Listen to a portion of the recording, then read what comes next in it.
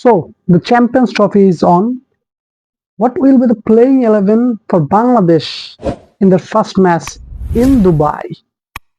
আমার মনে হয় বাংলাদেশ তাদের চিরচারিত নিয়ম অনুযায়ী সেই ৮ ব্যাটসম্যান নিয়েই খেলবে, কারণ বাংলাদেশ সবসময় একটু বেশি ব্যাটসম্যান খেলাতে পছন্দ করে।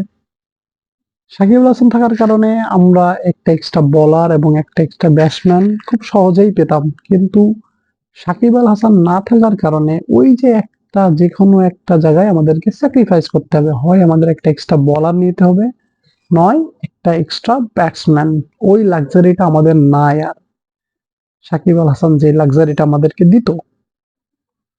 সো প্লেইং ইলেভেনটা কেমন হতে পারে? আমার যতটুকু মনে হয়, ওপেনিং এ সৌম্য সরকার এবং তানজিদ হাসান তামিম শুরু করবে, এটা নিয়ে কোনো সন্দেহ নাই। ওয়ান ডাউনে নাজমুল হাসান শান্ত আসবে। বাংলাদেশের ওডিআই এ লাস্ট ১-১.৫ বছরেও one of the most prominent batter Nazmul Hasan Shanto. Number 4 এ কে আসবে? That's a big question. আমার মনে হয় নাজমুল হাসান শান্ত তার টিমের জন্য নাম্বার 4 পজিশনে হয়তো তৌহিদ হৃদয়কে প্রিফার করবে।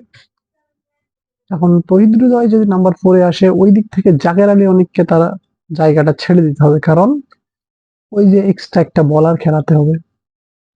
দুবাইয়ের যে মাঠ, দুবাইয়ের মাঠের কন্ডিশন অনুযায়ী একটা এক্সট্রা স্পিনার দরকার, এবং আমার মনে হয় নাসুম আহমেদ সেই স্পিনারটা হবে। So my 11 is like Soumya Sarkar, Tanzid Hasan Tamim, Nazmul Hasan Shanto, Towhid Hridoy, Mushfiq, Miraz, Mahmudullah, Nasum, Taskin, and Fiz, and the another pacer for me will be none other than Tanzim Hassan Saqib. So that's the 11 for me. Let me know yours in the comment section.